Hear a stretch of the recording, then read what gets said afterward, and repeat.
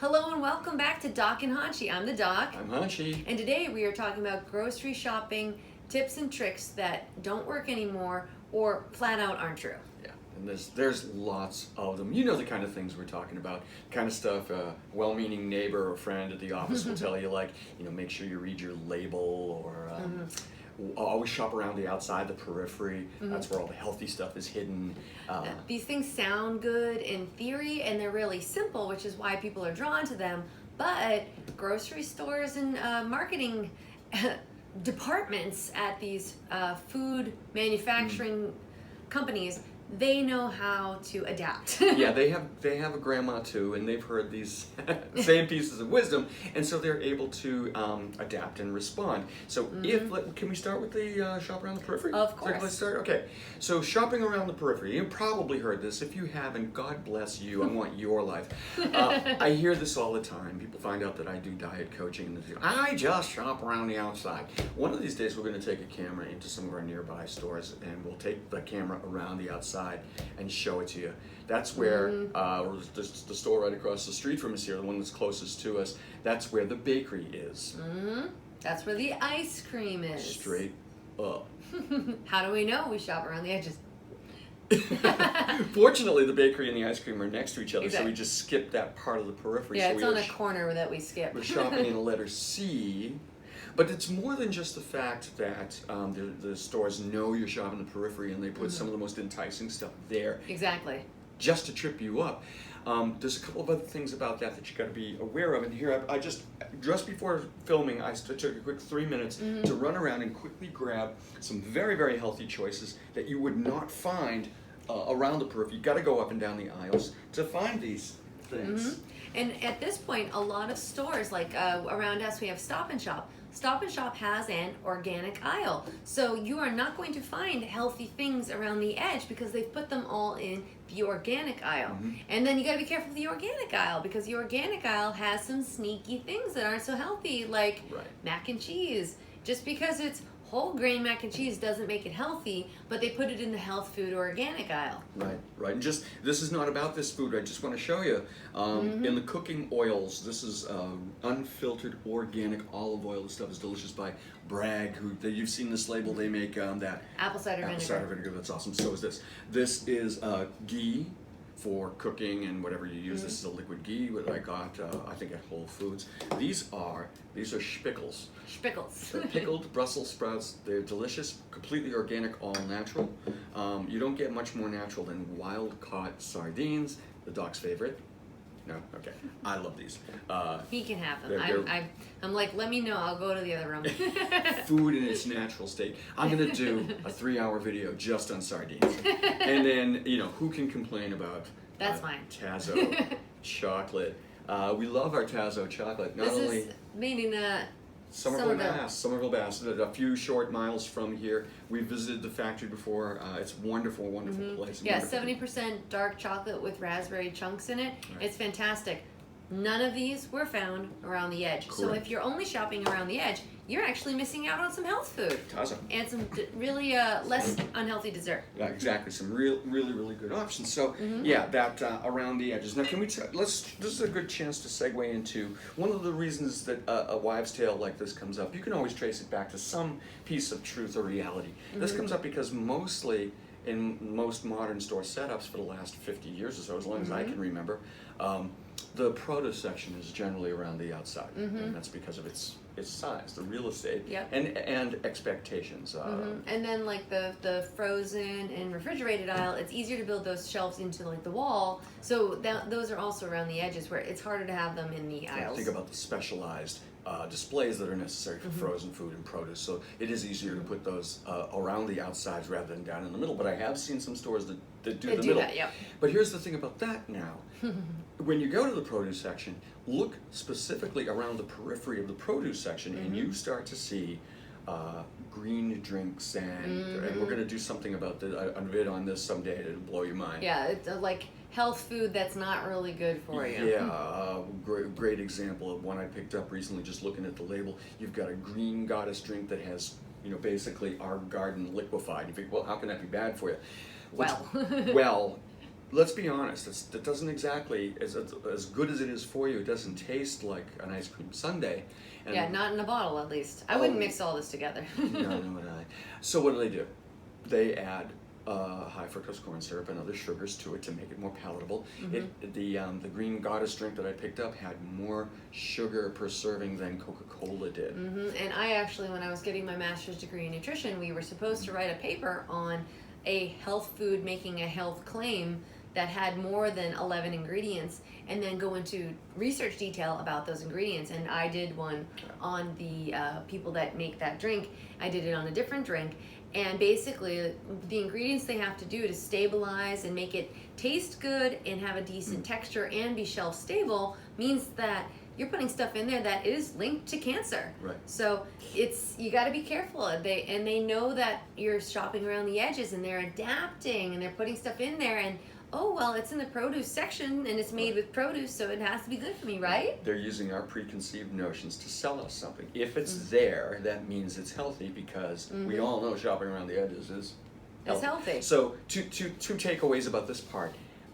Because it's around the edge doesn't mean it's healthy. Not all the healthy things are hidden around the edge. So you can take that whole edge thing.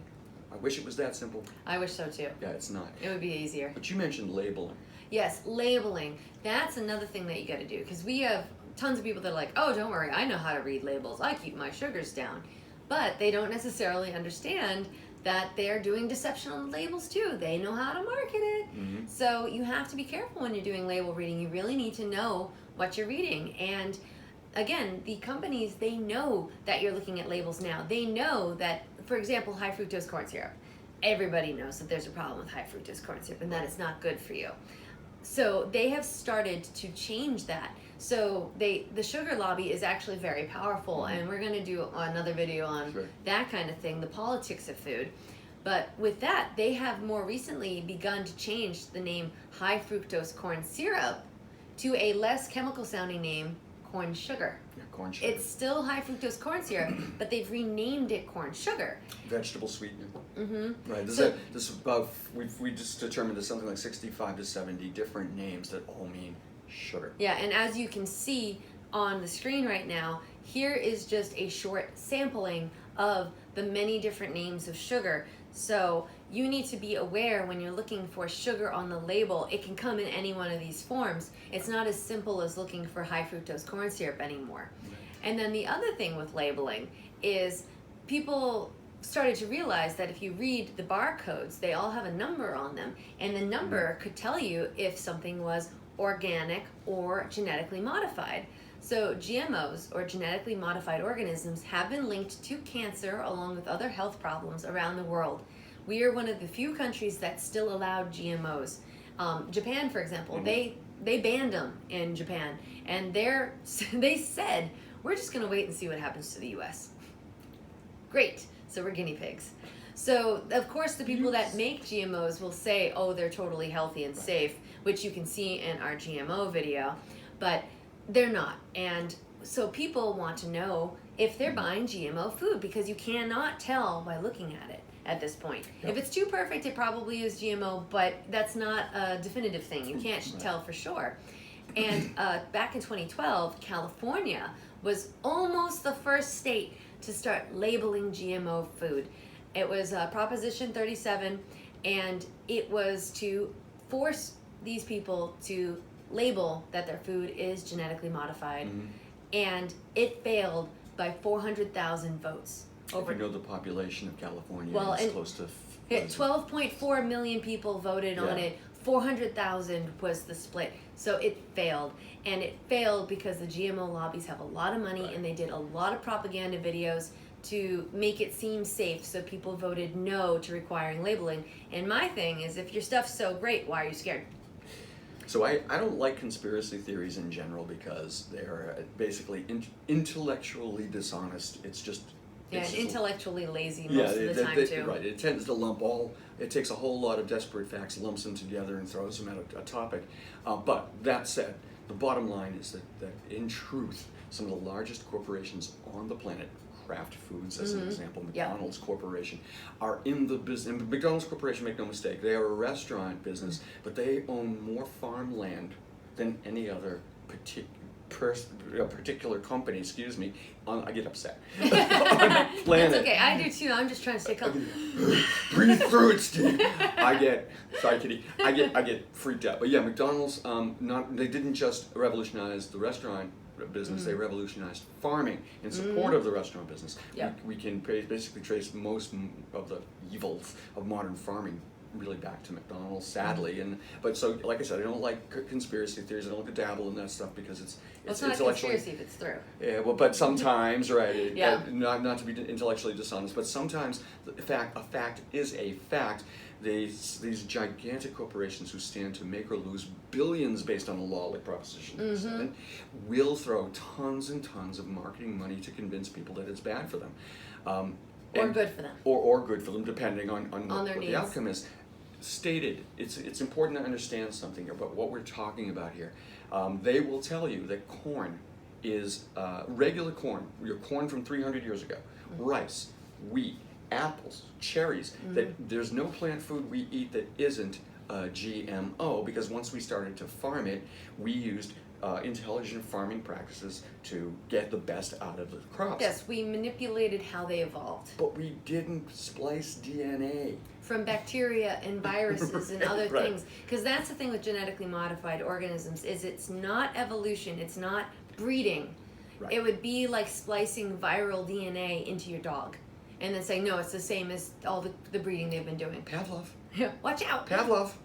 But yeah, no, they've been splicing in It's truly good. viral and bacterial DNA to help with yields and stuff. And again, we're going to do a whole video on GMOs, so we're not going to spend any more time on the health or anything of that. We'll get into that. Yeah, we'll get into that in more detail. Don't worry.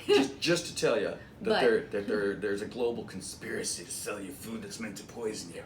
Exactly. But so, along that line, so they have defeated laws that will force GMO labeling, Right. but also they've changed the barcodes. So people were realizing, and it was posted all over the internet, you have the 4-digit barcode, and before that, you've got an 8, which is GMO, or 9, which is organic.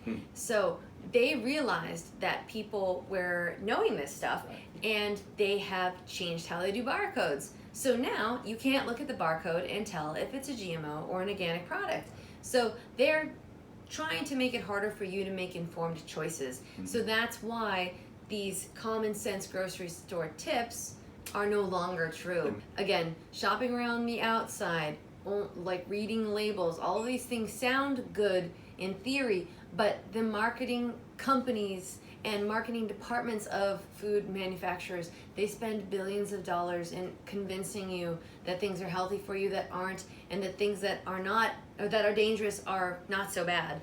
And whenever we figure out, as a society, whenever we figure out what they're doing, they just change it. They adapt. So there's no way to shortcut paying attention, essentially. Yeah. And once you get the hang of it, it's really not that hard.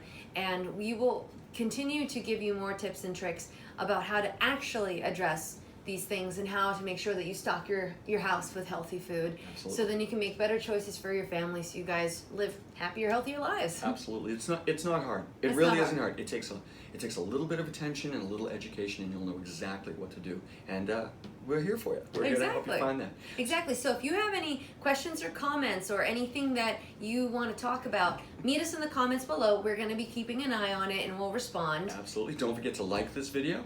Don't forget to subscribe so you get all the benefit of all of our wise. Yeah, everything we said we were going to do.